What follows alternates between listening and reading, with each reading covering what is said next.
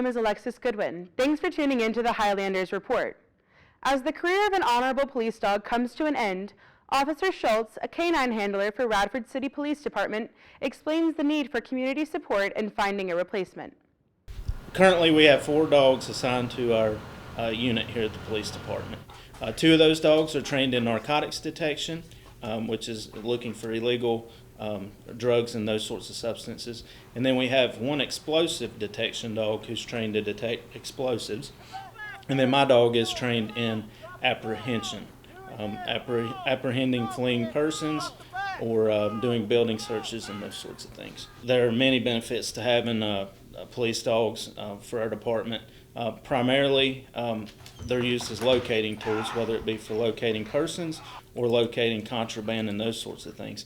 Currently, right now, what our department lacks is a tracking dog, and that would be a huge asset to us.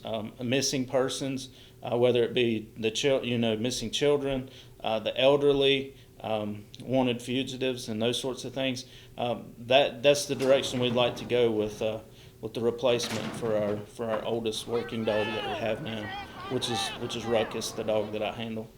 Yes, ma'am. We are currently in the process of fundraising for that replacement. It surprises a lot of people to find out what the cost of an actual trained police dog is, and it can range anywhere from around $12,000 to $15,000, even more than that. That is for the cost of the dog and the training. The training normally consists of, as far as the dog being paired with the handler. Some vendors will, they'll pair you with the dog and you'll train for a week or maybe 2. So it does, include some training, but for the most part, you're just paying for the animal itself and the training that the animals received. Yes, at this point, our budget has taken a significant hit. So where we would have had money allocated in our budget for this, it's been required to go elsewhere. So, we're relying heavily on community support in order to make this happen.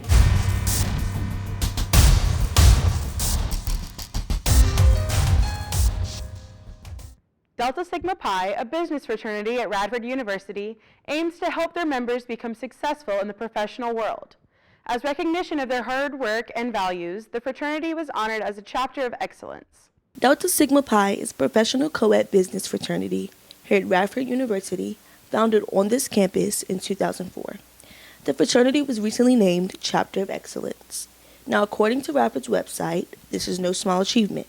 Chapter tier is the highest tier of recognition a collegiate chapter can receive and requires a substantial amount of work from those in the fraternity. We interviewed the Senior Vice President, Marcus Willing, to talk to him about the fraternity. I've been a member of Delta Sigma Phi for about 5 years. President of the fraternity recruited me as well as fellow cheerleaders our freshman year, and then we just stuck with the fraternity. I mean, it reeled us in, all the incentives that it offered, the professional activities and the professional and personal development just really locked me in. What Delta Sigma Pi is we want you to become successful in the workforce, and we want you to be a better person, and I don't think I know that I am a better person from being in this fraternity. I've gained a lot of professional and personal skills being a member of Delta Sigma Pi, anything from professional speaking to conflict management, if you will. I'm, as you stated, the Senior Vice President of Delta Sigma Pi, so public speaking is at the top of my list, and I think that I've overcome my fear, if you will, of public speaking.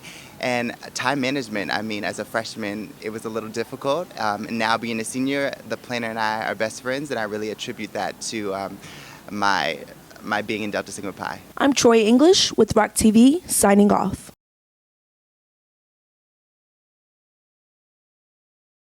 As the search for Radford University's next president continues, the Board of Visitors is incorporating student input to ensure a thorough process. Since the announcement of President Kyle's retirement, the Radford University Board of Visitors has been hard at work to find her replacement. Alongside forming a presidential search committee, the board has hired Greenwood Asher and Associates, an outside search firm, to aid in the process. The search committee has created a website to keep the RU community in the know. However, very few details about the process have been published. On September 21st, the committee held a forum for students to give their input on desired traits of the next president and to ask questions about the process. Students at the meeting called for a stronger campus involvement from the next president. They praised the development of the campus through the several recent construction projects and the reliable transit system, and stressed the need for a better variety of food options with later hours to suit the college lifestyle. When the meeting opened up for questions, details of the search process were the focus of discussion. CEO and partner of Greenwood Asher & Associates, Jan Greenwood, explained the need for a confidential and thorough search. Most candidates in a university presidential search hold the title at a separate college during the process. A confidential search allows them to remain loyal to their current school while seeking new opportunities. When questioned whether the private process would have a negative impact on the public opinion, Greenwood said, "Public or confidential does not guarantee acceptance of outcome," and went on to say that it is critically important that there be an effective transition plan. As the board moves forward in their search, they will be incorporating the students' proposed ideals and publishing their updated progress as allowed by its conditions. For ROC-TV, I'm Alexis Goodwin.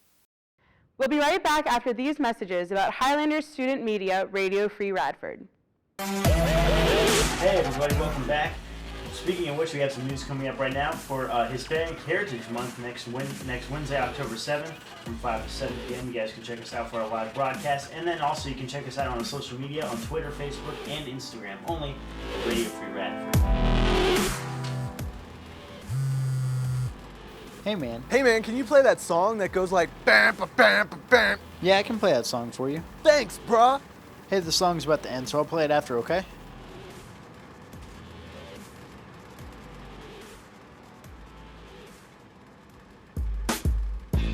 You are listening to Radio Free Radford, only at Radford University.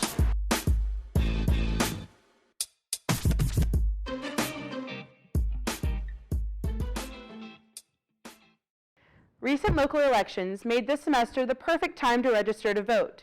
Radford University has on-campus registration available and urges students to complete the process to get their voice heard. Radford University's SGA President Colby Bender has made voter registration and education about voter registration his main mission as being president of the university. He also feels that voting is highly important and that students should take every opportunity they can to register to vote. Some students are reluctant to register to vote because they aren't aware of when or where to come on campus to register. SGA President Colby Bender explains this process. Students are allowed to come whenever they would please during business hours. We are open here in the Bonnie 208 from 9 a.m. to 5 p.m. However, they can also set up an appointment with Legislative Affairs Coordinator here, Nick Thayer. So what documents does a student interested in registering to vote need? We don't need any documents when they come in. They need to know their Social Security number. That is absolutely key. But they need to know that at the poll, they need to have a valid ID. After speaking with SGA President, I wanted to get the students' take on registering to vote at Radford University and what voting means to them. I've never registered in Radford University.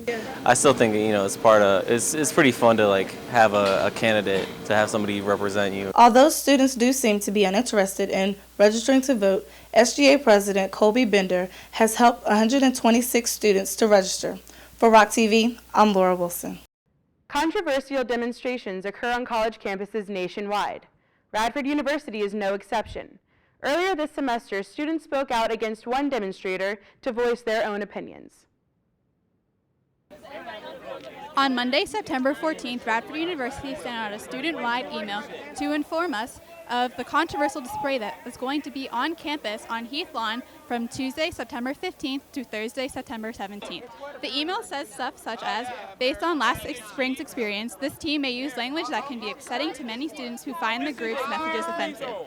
If you would find such information personally upsetting, you may choose not to engage with the group or avoid passing through the Heath Lawn area from Tuesday through Thursday. If you do choose to engage, please do so in an orderly and respectful manner.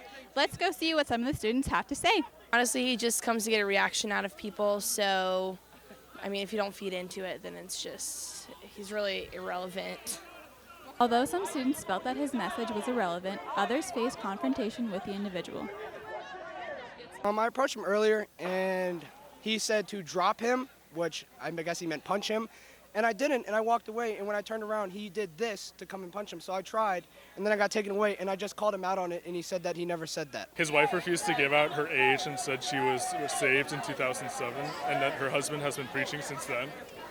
And what else is there? And then when I asked her where her church was located, she only told me it was in South Carolina. Students who had reactions they wanted to express made themselves visible to the protester and voiced their opinion. Honestly, I think he's trying to portray a holier-than-thou type thing. I don't think he came here to try and convert any of us. I think he just came here because he wanted someone to listen to him spew his messages of hate. Radford University came together to express their beliefs and actions together as a community. I'm Monica Levitan, and that's all for now. Thanks again for tuning in to the Highlanders Report. I'm Alexis Goodwin.